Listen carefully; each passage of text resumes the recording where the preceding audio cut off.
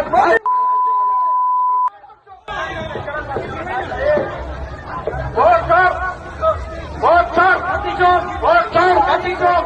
प्रियंका जिंदाबाद, राहुल प्रियंका भाई जिंदाबाद,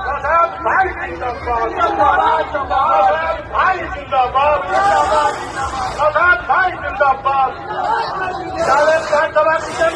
नमस्कार। बिहार में विधानसभा चुनाव होने वाले हैं, तो उसके लिए सभी राजनीतिक पार्टियां अपने अपने चुनाव की तैयारी में लगी हुई हैं। लेकिन कल बिहार में एक ऐसी घटना हुई है जो कि बिहार में होने वाले चुनाव के परिणाम को काफी हद तक प्रभावित करेगी। तो दरअसल दरभंगा में जो है राहुल गांधी और तेजस्वी यादव अपनी वोटर अधिकार यात्रा के लिए पहुंचने वाले थे। तो वहां पर कांग्रेस के कार्यकर्ता थे मोहम्मद नौशाद। वहां पर वो जाले विधानसभा क्षेत्र जो है वहां से कांग्रेस के लिए कांग्रेस से वो टिकट मांग रहे हैं, टिकट के दावेदार हैं। तो उन्होंने राहुल गांधी और तेजस्वी यादव के स्वागत के लिए मंच तैयार किया हुआ था। अब ये लोग जब वहां पर पहुंच गए तो जो मोहम्मद नौशाद थे वो भी जो है राहुल गांधी के साथ में ही पीछे पीछे चले गए। लेकिन उसके बाद जो रैली में आई हुई भीड़ थी उसमें से एक व्यक्ति जो है वो उस जो मंच उन्होंने राहुल गांधी के स्वागत के लिए तैयार कराया था उस पर वो व्यक्ति चढ़ जाता है। वहां से प्रधानमंत्री नरेंद्र मोदी जी की मां को गाली देने लगता है। तो ये मामला जो था, जब वीडियो इसके काफी ज्यादा सोशल मीडिया में वायरल हो गए तो जो बीजेपी वाले थे तुरंत उन्होंने इस मुद्दे को पकड़ लिया और इसको तूल देना शुरू कर दिया। उसके बाद में जो है जब ये पता चल गया कि वो व्यक्ति जिसने गालियां दी हैं वो व्यक्ति मुस्लिम था और जिस व्यक्ति ने ये मंच तैयार कराया था वो भी मुस्लिम था, तो बीजेपी ने जो है इस पूरी घटना को एक सांप्रदायिक रंग दे दिया और कांग्रेस के ऊपर उन्होंने आरोप लगाना शुरू कर दिया कि जो कांग्रेस है वो गाली देने वाली पार्टी है, जो कि इतने नीचे हद तक गिर जा रही है, जो कि प्रधानमंत्री की मां जो कि जिनकी मृत्यु हो चुकी है वो स्वर्गवासी है और उनको जो है गालियां दी जा रही है मंच से, वो भी माइक पर। तो ये मुद्दा बहुत ज्यादा चर्चा में बना रहा है। यहाँ तक कि जो विमेन कमीशन है उसने भी, चूंकि प्रधानमंत्री की माता जी को गाली दी गई थी, तो उसने भी जो है FIR मतलब इस पर एक्शन ले लिया है और जो मोहम्मद नौशाद था उसके खिलाफ FIR रजिस्टर की गई है, जिसके बाद उसकी गिरफ्तारी भी हो गई है।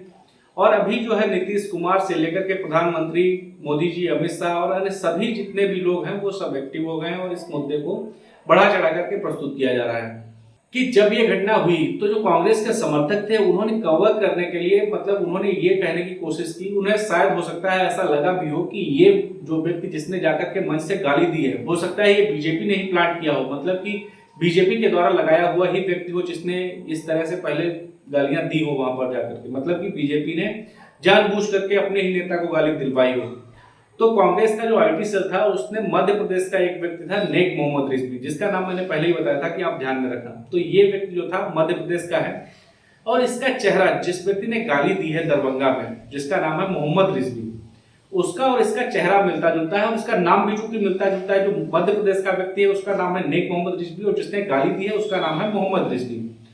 तो अब जो है कांग्रेस के जो समर्थक थे, जो उनका IT सेल था, उसने जो है नेक मोहम्मद रिजवी, जो कि बीजेपी का अंगोछा जो था पट्टा वगैरह पहने हुए, उनके बहुत सारे बड़े नेताओं के साथ फोटो थे। मध्य प्रदेश के पूर्व मुख्यमंत्री शिवराज सिंह चौहान के साथ उनका फोटो था और भी कई नेताओं के साथ, बीजेपी के नेताओं के साथ उनके फोटो थे और कई इवेंट्स के भी फोटो थे। तो उनको जो है सोशल मीडिया पे इस तरीके से प्रस्तुत किया गया कि यही वो व्यक्ति है जिसे बीजेपी ने वहां पर भेजा था और इसी व्यक्ति ने जो है प्रधानमंत्री नरेंद्र मोदी जी की मां को गालियां दी हैं। तो उसके बाद जो है ये व्यक्ति जिसका नाम लगाया जा रहा था, जिसके बारे में कहा जा रहा था कि ये बीजेपी ने भेजा है, तो वो व्यक्ति जो है आज सामने आ गया। नेक मोहम्मद जी, आज सोशल मीडिया में कुछ आपके बारे में गलत अफवाह जानकारी फैलाई जा रही है, क्या है सच्चाई, थोड़ा आप जानकारी बताएं। देखिए, मैं आप सभी को बताना चाहता हूं कि बिहार चुनाव को लेकर के कुछ ट्रोलर लोगों ने मेरे खिलाफ साजिश रची है। मेरे सोशल मीडिया अकाउंट से मेरे फोटो को निकाल करके और मेरे खिलाफ मोदी जी को गाली देने वाला बताया जा रहा है। मैं उसकी सूचना अभी थाने में आकर के, जितने लोगों ने मेरे खिलाफ कुछ स्क्रीनशॉट मुझे मिले हैं कुछ लोगों के माध्यम से, मैंने उनको लगा करके और थाने में भी सूचना दी है, जिसकी कॉपी ये अभी मैं आपको दिखा रहा हूँ और मैंने दिया है। ये सारी चीज़ें हैं जो मेरे खिलाफ भ्रामक चीज़ें फैलाई जा रही है, मेरी छवि को खराब करने की और भारतीय जनता पार्टी का छवि को खराब करने की कोशिश किया जा रहा है कुछ ट्रोलरों के द्वारा। जी ठीक, धन्यवाद। और उसने अपना पूरा परिचय भी रखा और उसने बताया कि मेरे खिलाफ जो है अफवाह फैलाई जा रही है और मैंने इस पे FIR कर दी है। अब वो व्यक्ति जो है जो कांग्रेस के समर्थक थे, जो आईटी सेल के लोग थे, जो उसका फोटो लगा लगा कर के ये कह रहे थे कि ये बीजेपी का ही भेजा हुआ व्यक्ति है, तो उसने वो सारे स्क्रीनशॉट लेकर के इन लोगों के खिलाफ एफआईआर कर दी है।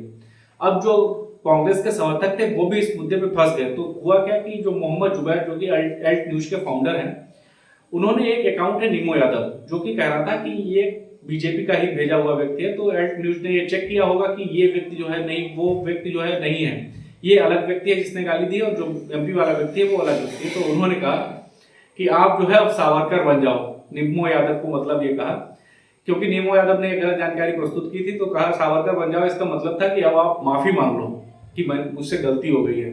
तो बहुत सारे लोग जो थे अब अपने वो ट्वीट डिलीट कर रहे हैं और बचने की कोशिश कर रहे हैं कि ऐसा ना हो कि वो सब लपेटे में आ जाए। और आजकल जो एफआईआर होती है अदर स्टेट में, जब एफआईआर हो जाती है तो फिर बहुत ही ज्यादा प्रॉब्लमैटिक हो जाता है उसको हैंडल करना।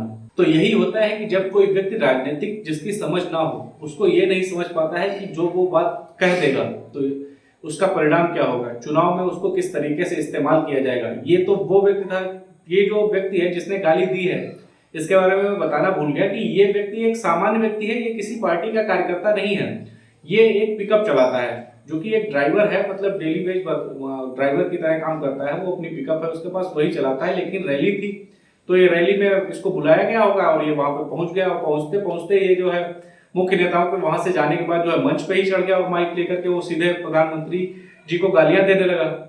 अब जो है इस पूरे जो प्रकरण का क्या इस्तेमाल होगा, इसका राजनीतिक प्रभाव क्या होगा, ये तो आने वाले समय में ही पता चलेगा। आपको क्या लगता है कि बिहार चुनाव में जो है किसको जीत मिलेगी और कौन वहां पर सरकार बनाएगा? अपनी राय कमेंट सेक्शन में जरूर दें।